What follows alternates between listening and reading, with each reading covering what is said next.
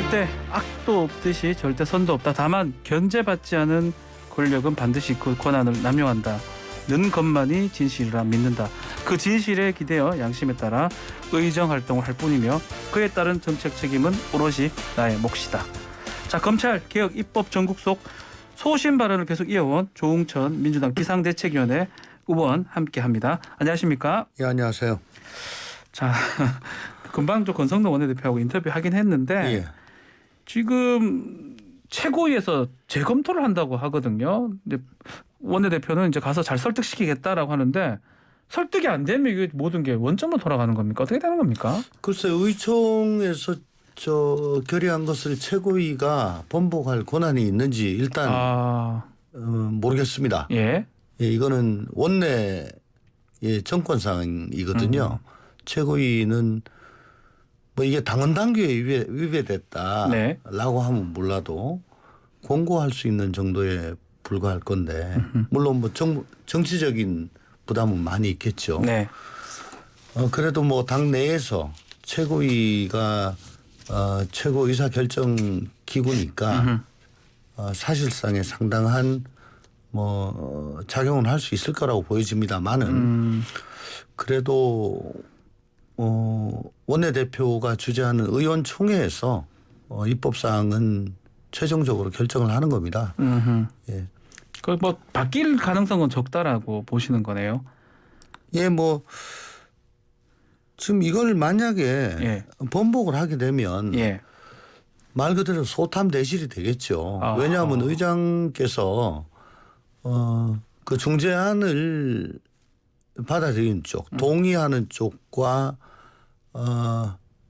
국회 운영을 뭐 그쪽 편을 들어주겠다라는 취지로 저번에 중재안 내놓으실 때 말씀을 하셨거든요. 네네네. 뭐 미뤄보자면 그렇다면은 지금 우리 민주당은 그걸 받아들이는 상황이고 그렇죠, 그렇죠. 국민의힘이 번복을 하게 되면은 우리 당만 지금 받아들인 거잖아요. 그렇죠. 그러면 우리 당이 당초 원한 대로 가겠다라고 했을 때 그럼 의장님이 우리 손을 들어준다. 그렇게 되면은 회기 단축이라든가 뭐 예컨대 쪼개기 회기. 예, 직권상정 회기 단축 예. 또 법안 의결 이런 것이 뭐 일사천리로 그냥 진행이 되죠. 그것 때문에 금방 권성동 원내대표도 그렇게까지는 안 갈 것이다라고 얘기하는데 그런 이유겠네요. 그렇습니다. 다 잃어버릴 수도 있는 거니까. 소탐대실입니다. 자, 한동훈 후보자가 좀 입장을 냈어요. 특히 국회가 합의한 법률, 법안에 대해서 부정적인 입장을 냈습니다. 아직 이제 뭐 장관이라고 보기도 어려운데 이 부분은 어떻게 보십니까? 글쎄 장관 후보자가 예, 이렇게 정치 현안해 가지고 정말 참 광폭적으로 자기 견해를 밝히는 거 참 그 좀 불편합니다. 예. 정치인을 안 뽑겠다 그랬는데 정치인보다 더 정치적이잖아요. 그래서 오늘 아침에 뭐 어떤 언론 보니까 이제 소통령이라는 단어까지 나왔어요. 예. 아무리 그래도 예. 한동훈 후보자다운 모습으로 청문회에 임해주기 바랍니다. 후보자는 인사청문회에서 그 자기가 장관으로서 자질이 네. 있다는 거를 국민들 앞에 보여주면 되는 거 아니겠습니까? 그게 더 중요하다. 그러니까 예, 서울고검 앞에 그 포토라인에서 그 말씀하실 게 아니고 맞습니다. 예. 인사청문회에서 국민 앞에서 말씀을 하셔야죠. 네.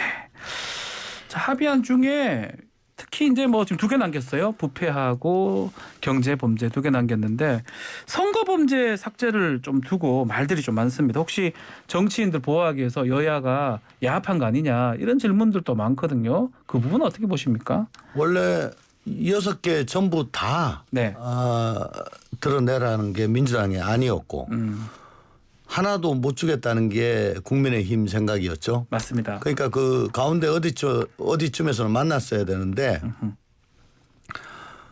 원래 방위사업 대형 참사 요 한 2개 정도를 네. 국민의힘에서는 생각을 했던 것 같아요. 아하. 그래서 서로 밀고 댕기다가 결국은 부패 경제가 사실은 검찰 특수사의 거의 대부분을 차지하니까 제일 많이 하는. 네. 예. 그래 이건 뭐 얼마 안 된다라고 생각을 하고 그렇게 했을 것 같은데 결국 결과적으로 국회의원들이 가장 많이 그 당사자가 되는 선거사범이 네. 지금 빠져버리니까 이런 오해가 지금 일어난 것 같습니다. 이 질문을 조금 뭐 불편할 수도 있는데 만약에 국민의힘이 이제 최고위에서 막 혼란에 빠져서 원안대로 간다 그러면 우리 의원님은 좀 이 부분에 대해서 소신이 좀 다르지 않습니까? 아 원안요? 예. 어떻습니까? 뭐 제가 알기로 문자 폭탄도 많이 받으셨다고 들었습니다. 예, 요즘은 예. 네. 예. 그럼 만약에 원안대로 간다면 어떻게 그때도 반대를 하실지 아니면 어떨지. 예. 가정을 전제로 한 질문에 아유. 답변 안 드리는 게 원칙인데 예, 예. 저기 참 이런 것들이 그 서로 네. 각 당에 말하자면 온건파들의 입지를 정말 힘들게 하는 거죠. 아. 예. 기껏 이제 숨 좀 돌리고 좀 이성적으로 대화하고 타협하고 좀 그래도 여유를 갖고 형사사법 체계 전반을 놓고 좀 얘기를 할 기회를 찾았다 싶은데 또 이렇게 돼버리면 아 그간의 그 고심 노력은 참 어떻게 되는 겁니까? 예. 알겠습니다. 우리 지금 중재하는 어째 검사도 하셨고 또 법조인이시니까 네. 또 개인적으로 어떻게 평가하세요? 뭐 핵심이 지금 2대 범죄 남기고 특수부도 줄이고 그리고 역량이 오를 때까지 한시적으로 좀 두다가 폐지한다 뭐 이런 식으로 했거든요. 어쨌든 양쪽이 네. 뭐 완전히 다른 쪽을 바라보고 있었기 때문에 어쩔 수 없이 현실적으로 뭐 이럴 수밖에 없었다는 현실적인 어려움은 이해합니다. 네. 또 그렇기 때문에 그 내용에 대해서는 저도 뭐 일부 불만이 많습니다만 예. 그 내용보다는 시간에 쫓겨가지고 어느 한쪽으로 극단적으로 치우친 문제적인 입법을 할 수밖에 없는 그런 상황을 피했다라는 의미 또 그래서 중수청 출범 등 그 시간을 좀 벌었다. 네.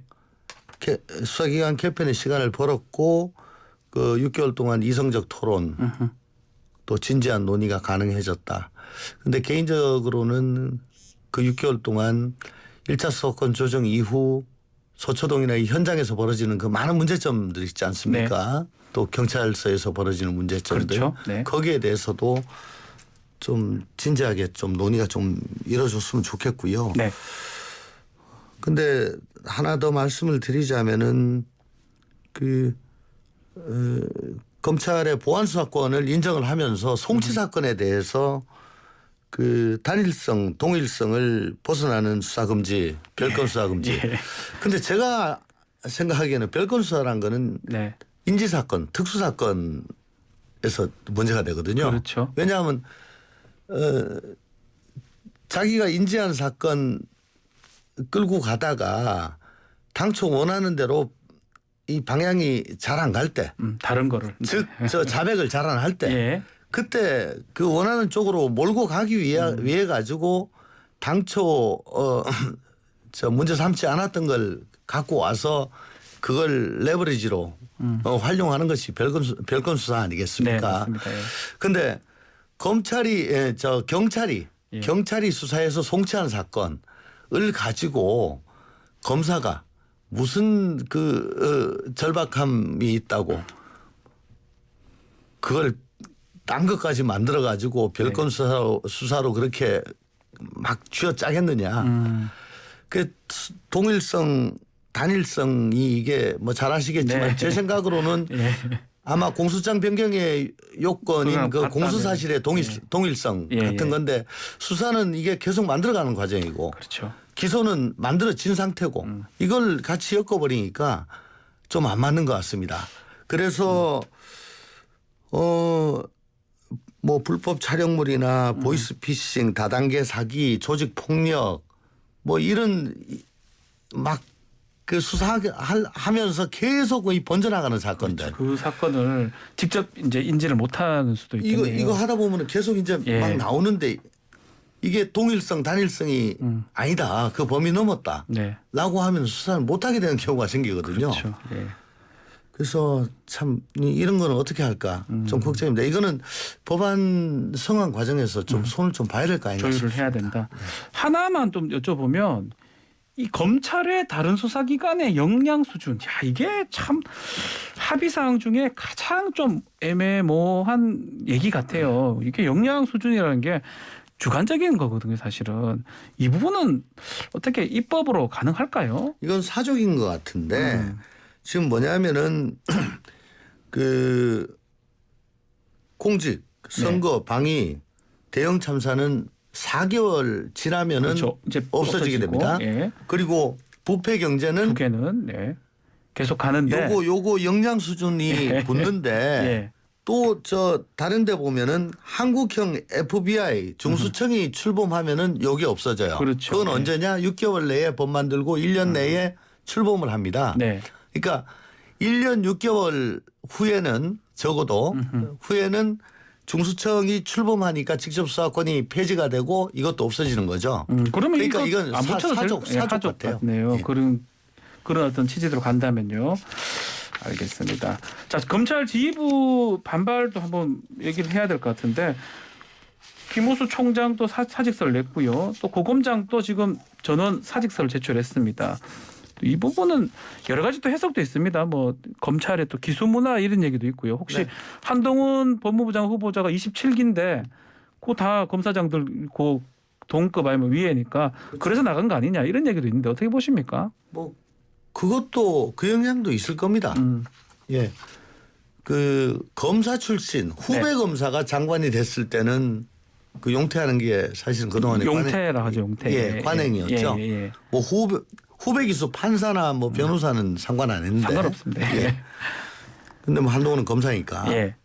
뭐 그것도 일정 부분 영향을 줬을 거고 또 부장검사 대표회의에서 지휘부 총사퇴 네. 건의가 있었지 않습니까?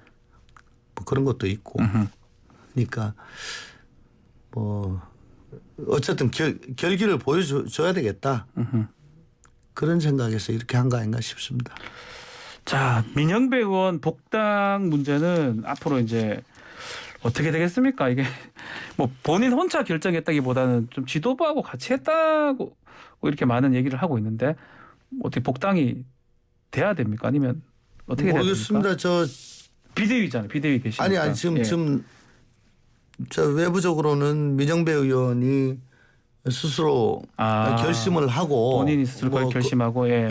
내가 내 몸을 던져서라도 이건 이렇게 하겠다라고 해서 뭐 만류하다가 수용했다 이렇게 지금 알려져 있죠. 네. 그러니까 그 경위를 잘 모르겠습니다. 근데 어쨌든 경위 어떻든 간에 민영배 의원의 탈당 이것은 좀 너무 심했다.